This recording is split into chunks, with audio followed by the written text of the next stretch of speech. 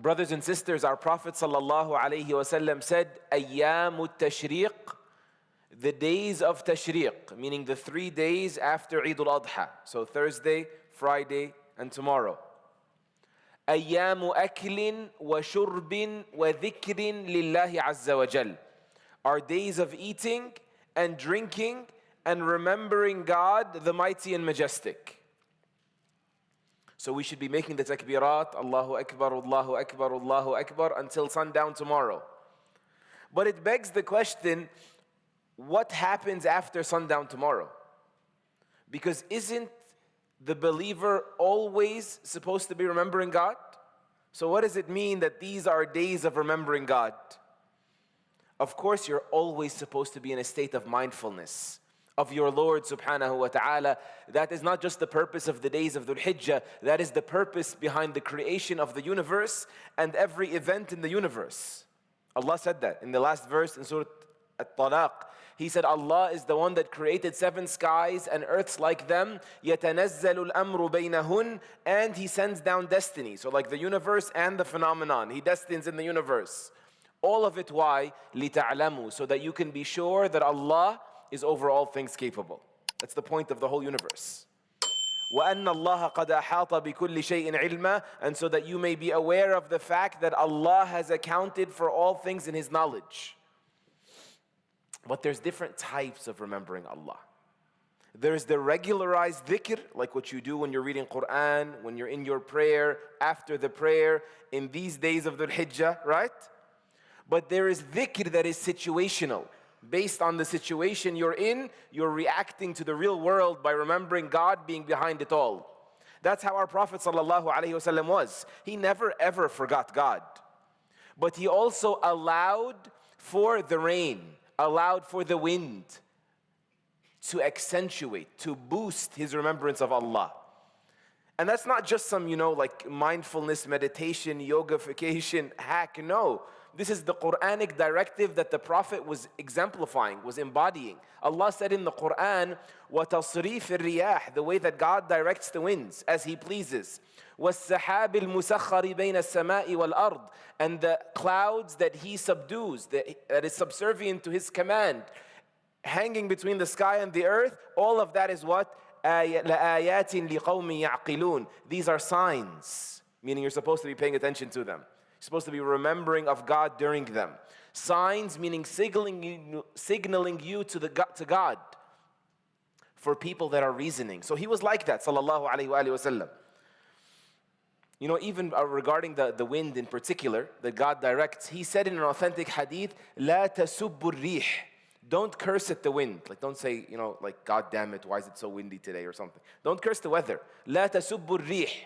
He taught us to ask Allah for its good and the good that it carries, and to protect us from its harm and the harm that it carries. Yes, wind has destroyed some people, destroyed some places.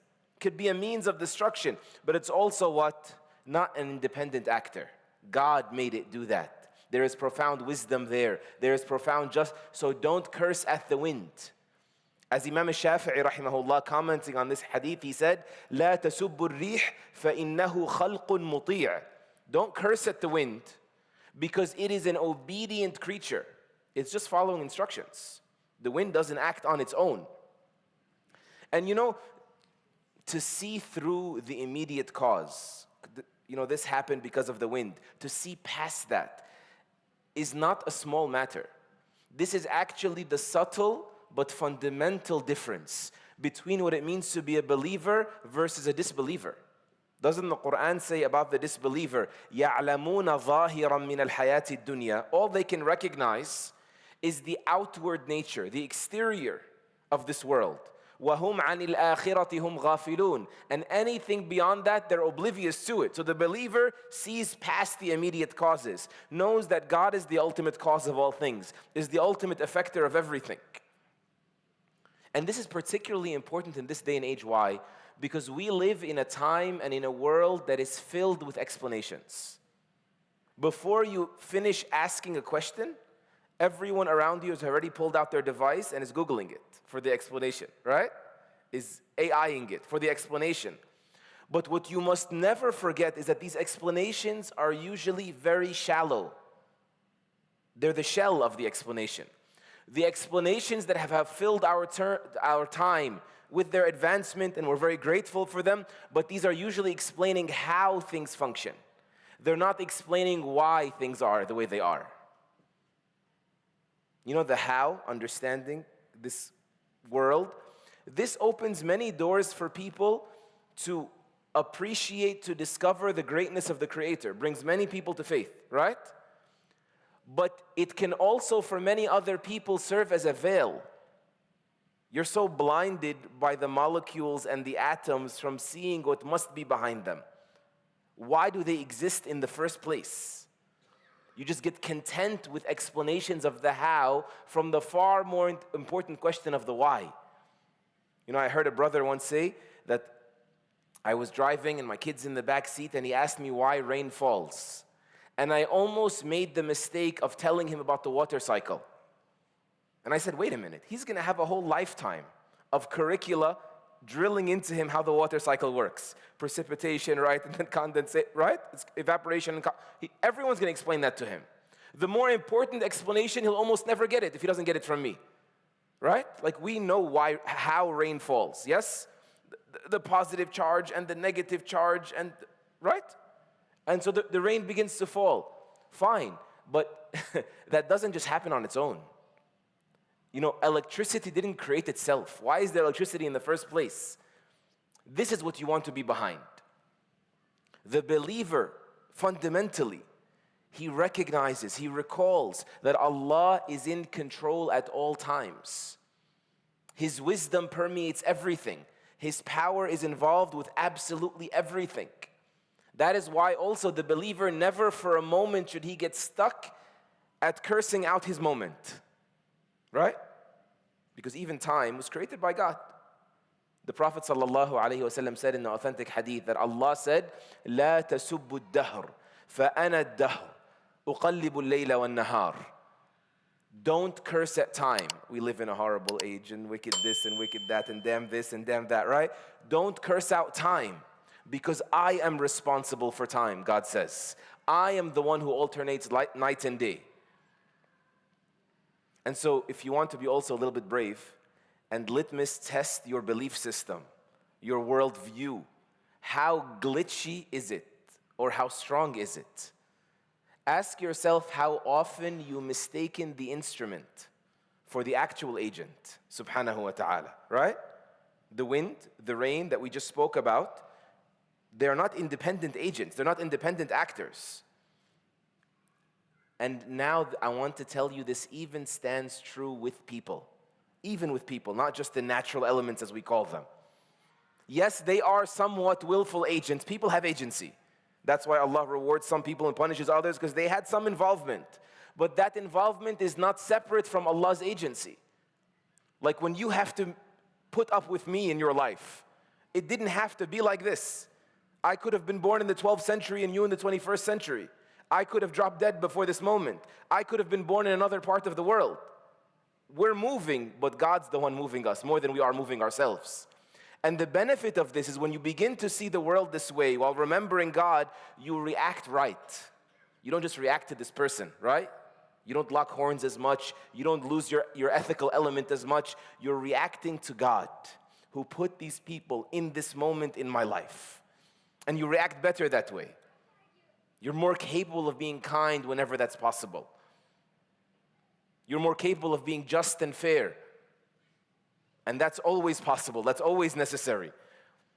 And the opposite, to the extent that our situational, right, our surroundings don't remind us of God, we're gonna react the wrong way.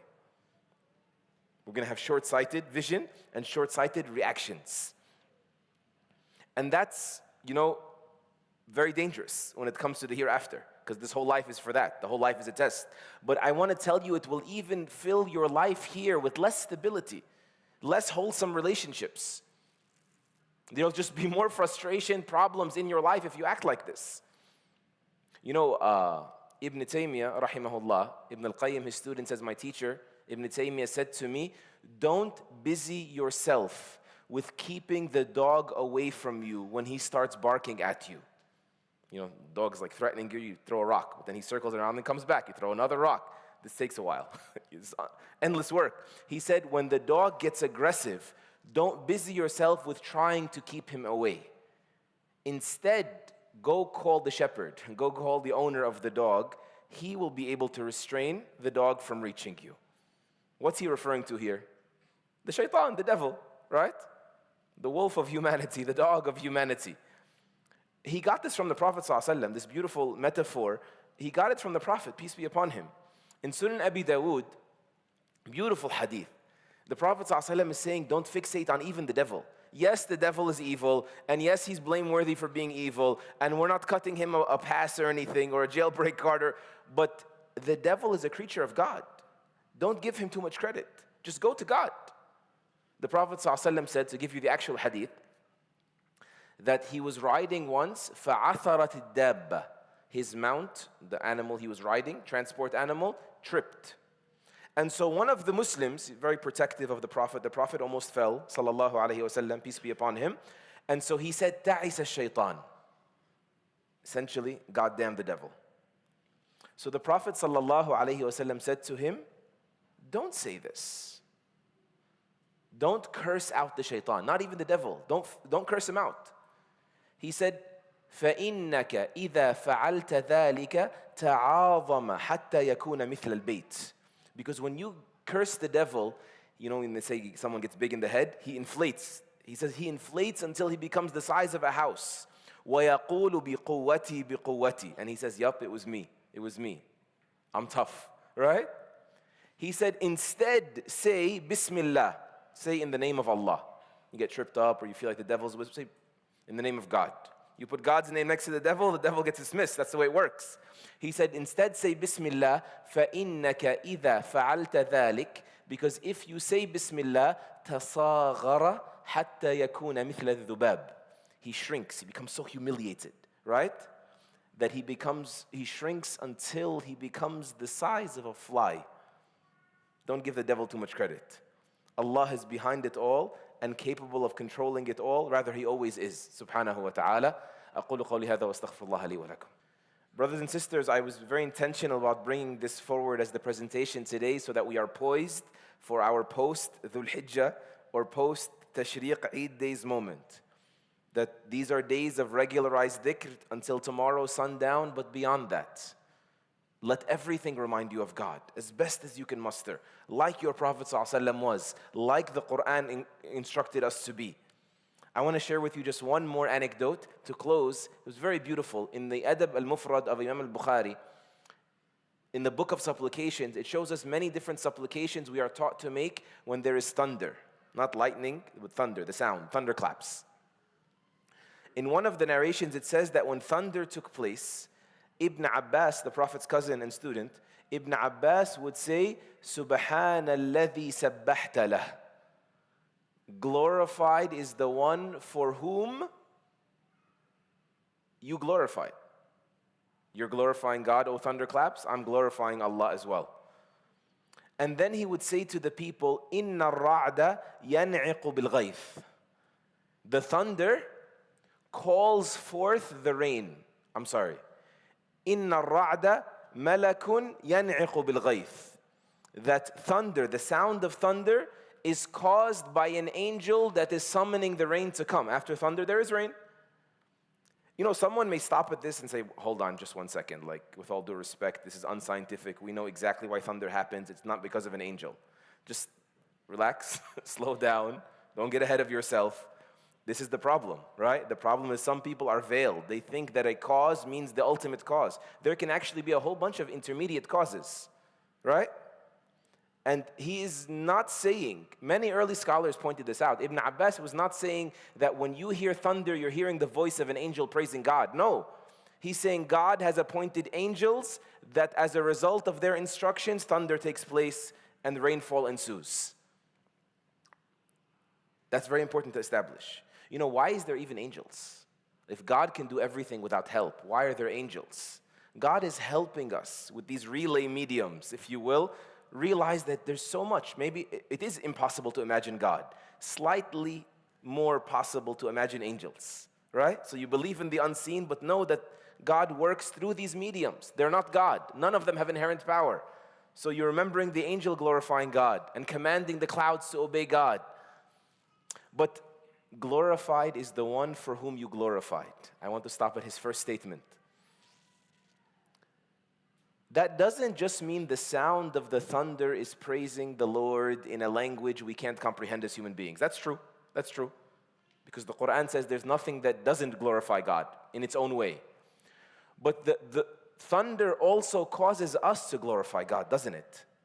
Whether we like it or not. The biggest, baddest atheist in the world, when he hears the thunder invites Allah's glory back inside of us. In other words, yeah, we are not glorious. We cannot control this, let alone protect ourselves from this. This is scary. This is daunting. We're not glorious. In fact, brothers and sisters, if you stop right, correctly, we are not even, forget glorious, we're not even dots. You know, this so-called blue planet is a dot if you're close enough. If you're on the moon, for example, it's a dot over there in the corner of the universe called planet Earth. We're a dot. You move a little bit away, we're not even a dot anymore, right? Think about that. Now you zoom in to one of the tiny corners of this dot, right? Our locality. You can be the biggest superpower in the world. It can be 2026. But when the thunder and the lightning start, it brings us back to size, doesn't it?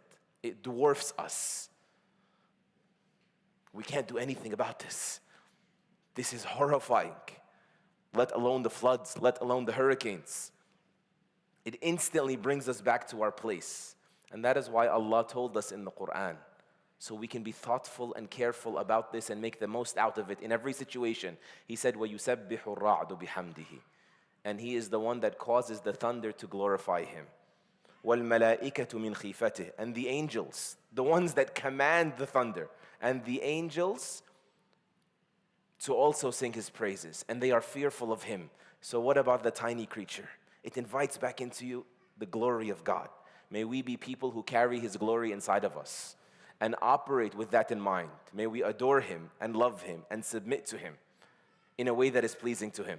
May Allah make us of those who remember Him, both in the regular seasons of remembrance like these and in the situations like our Prophet ﷺ taught us. May it be our lifestyle. May it be our worldview. May it be our perspective that gives us the best of this world and the best of the next world, and protects us from the torment of the fire. Allahumma ameen. Allahumma اغفر لنا وارحمنا. اللهم علمنا ما ينفعنا وانفعنا بما علمتنا وزدنا علما. اللهم اجعلنا لك ذكارين لك شكارين لك رهابين لك مطواعين لك مخبتين أوابين منيبين. اللهم تقبل توبتنا واغسل حوبتنا وثبت حجتنا واهد قلوبنا وسدد ألسنتنا واسلل سخائم صدورنا. وصلى الله وسلم وبارك على نبينا محمد وعلى آله وصحبه أجمعين.